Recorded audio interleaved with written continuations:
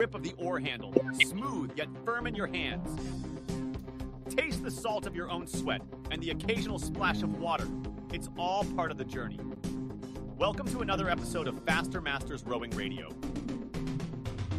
Each week, our host, Masters rowing coach Rebecca Caro, dives deep into the world of Masters rowing. Whether you're on the water or in the gym, join us to become a faster master. Let's go rowing.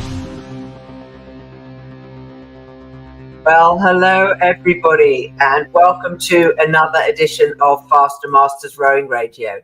I'm Rebecca Caro, and this week we're going to be talking about scheduling for masters. What do I mean by scheduling? This is about diary alignment. This is about getting organized so that you can get out in consistent crews so that you can practice together and get better.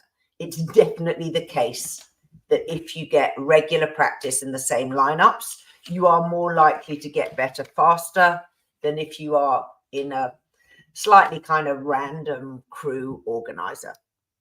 Now, my club has a lot of things that we have had to suffer and work through over the years. And so today I'm going to share some of the things that we find that have been useful. But let's start with what not to do. Avoid at all costs agreeing crew lineups on the day. Everyone arrives at the boathouse and you're all standing around and someone's saying, "Oh, who rows on bow side?" or "Can you steer?" Don't do this. Get crews fixed up ahead of time so when people arrive ready to go rowing, they know who they're rowing with, and ideally they also know what equipment they're using, what boat and what oars. One of the things that I think you should also try to avoid is allowing people to only row with their friends. In the interests of community and getting a good vibe in your boathouse, it helps if you row with people who aren't always the same. There is a bit of a truism in Masters rowing that there's a bunch of old guys who've been rowing together since they went to the Olympic Games, and they still row together and they're not interested in rowing with anyone else. And, you know, I have total respect for those sorts of athletes. But if you're in a Masters club that has a goal to grow, to enable newcomers who are new to the sport or new to your club to get involved and engaged, it's much more useful if they can be in a boat with different people. It's easier to get to know people when you're all in a boat together. When you arrive at a boathouse, it can look really daunting. There's a bunch of people who you don't know all standing around and they're all chatting because they all know each other and you don't. Whereas when you're out on the water and you're 2 or 4 or 8, you know, you can chat to the people who are sitting on either side of you and feel like you've had some good human engagement. So what's the ideal? I've talked a few times in the past about setting up groups within your boat club. A simple one is your learn to row group, your beginners, maybe an intermediate group, maybe a fitness group, and maybe a racing group. And of course, you know, there are opportunities to split those up into other subgroups. Broadly speaking, if you set up a group, you then need to probably have someone who's the captain or the organizer for that group, who agrees to take on a certain amount of coordination as a role. So if you are going to do that, you're going to need some form of software to help you. Otherwise, it's an endless stream of text messaging and phoning people and trying to get organized. There are 2 types of software. One is to organize, run, and manage your boat club and the equipment booking. And the other is messaging software. Now, they don't always come together. A lot of us use something like WhatsApp or email groups to keep in touch with each other on a sort of semi-regular basis. My preference is to use something that comes through as a text message. So WhatsApp is a good way to do it because it's immediate and people notice it.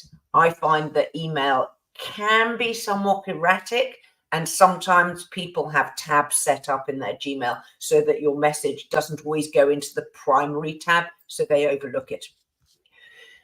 There are a load of different software platforms which are suitable and customizable for rowing clubs. I'm going to read out a few here. Feel free to go and research them.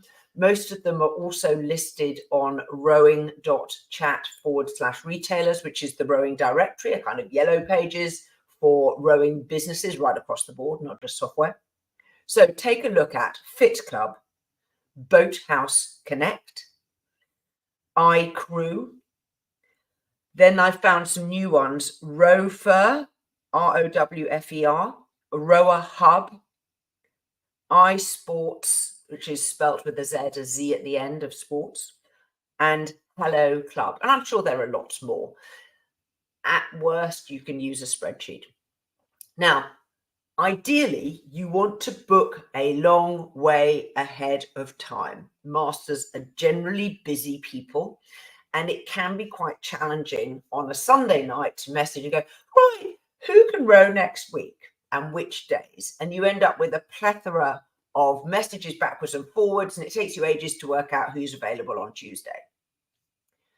If you use a software platform, people can have their own logins, they can go into a calendar, and they can tick or check the days that they are available. If you're a large club, you might want to have different times of day available for workouts. So you might do one that's 6 a.m., you might do another that's 7, etc. Maybe after work, something that I definitely used to enjoy and is somewhat more challenging where I live now.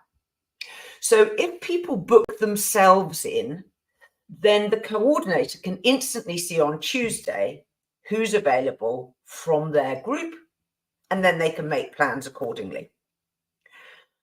I think it's worthwhile having a long horizon, maybe even 3 months ahead, so that people can pre-book, and maybe a group might say, we'll always try and go out together on a Wednesday or a Thursday, whatever it is, and we'll try and make that our day for the 8.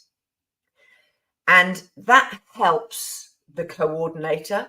However, there is a downside, which is sometimes people forget what they've booked themselves in for. So the software platform should have the ability to send out a message, maybe 24, 48 hours in advance, to say, you are rowing on this day with this crew, because we know that life happens and things crop up, and sometimes people are ill or they can't make, at the last minute, they can't make the workout. And so you need to allow enough time then for them to find a replacement. Now, that's quite an important thing to set up in terms of what are acceptable behaviours. Just not turning up is not great, because obviously then everyone else is waiting and the crew's incomplete. Ideally, I prefer to suggest that people find their own replacement. If you can't make it, it's your job to go and see who else might be available to take your seat. And then it means the sort of responsibilities on you. That has a good plus side, which is you only cancel if you really, really have to. But also it then means that everybody else isn't chasing around or simultaneously messaging people, and it gets a little confusing. Now, in terms of running a crew, typically 2, 4, or 8, it takes a lot of people. You need more than 4 people and more than 8 people, well, obviously 9 with a coxswain, to actually run a crew. In my experience, running an 8 takes a group of 12 people. That's just because it just does. Running an 8 is the most complex.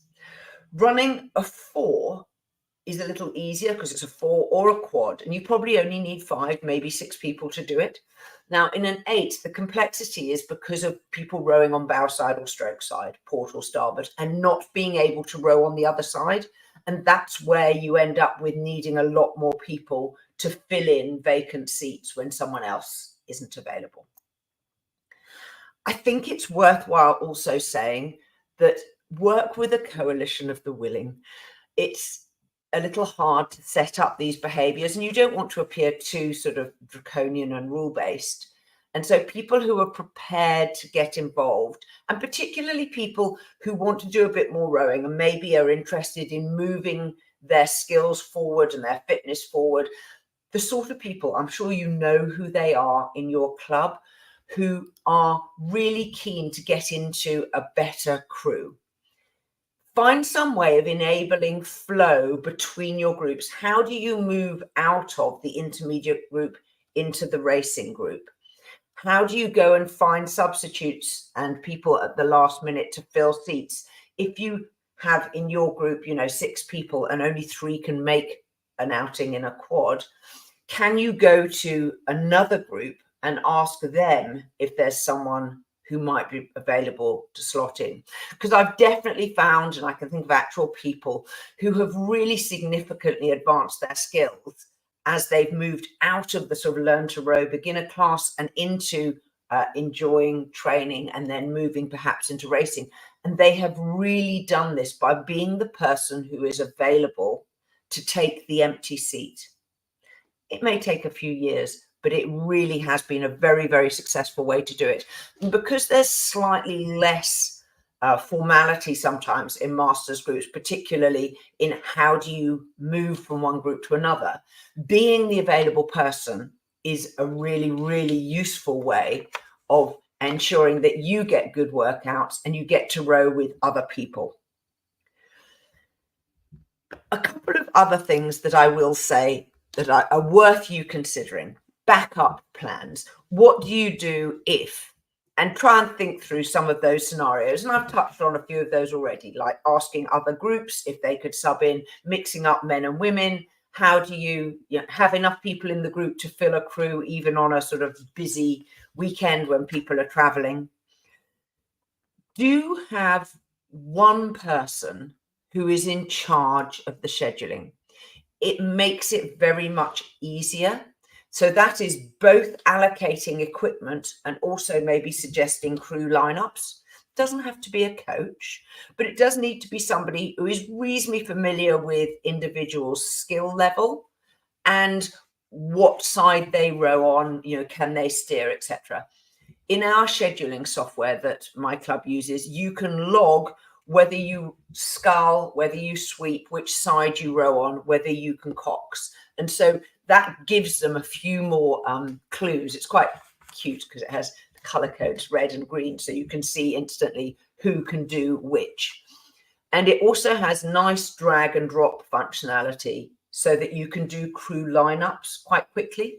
There's the option to use just standard default boat types, as in, a quad or a pair. But it then also allows you to upload and name those so that you can actually use the boat fleet that you've got in your boathouse. And that's quite easy. It doesn't actually allow you to allocate blades. So we just have to use a note to say which set of blades you've been allocated. Do try and avoid people kind of hogging equipment. So do you allow equipment requests?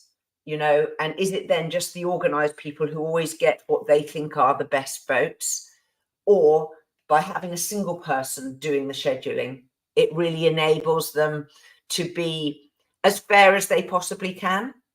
Having said that, when you sign up for a workout, is there the option to request? So you could be requesting a crew, you could be requesting a boat, you could be requesting a time of day, so that the scheduler can see, oh, that boat's being used at 6 a.m. That means that I can allocate it to someone else at 7:30, for example. So lots of complexity there. But I think the goal in scheduling for masters is to look at how can you get consistency so that your training group is enabled to get more skillful. And also, let's face it, it's fun to row with familiar people and to have a lineup that you kind of know what you're doing and you don't spend hours discussing who's going to sit in which seat. Please tell your friends about the show. I'd love to get some more listeners. And till next time, bye-bye. We are part of the Rowing Chat podcast network. Please tell your fellow rowers about the show. If you've learned just one helpful thing from today's episode, please consider supporting the show for as little as $1 per month by visiting fastermastersrowing.com/podcast.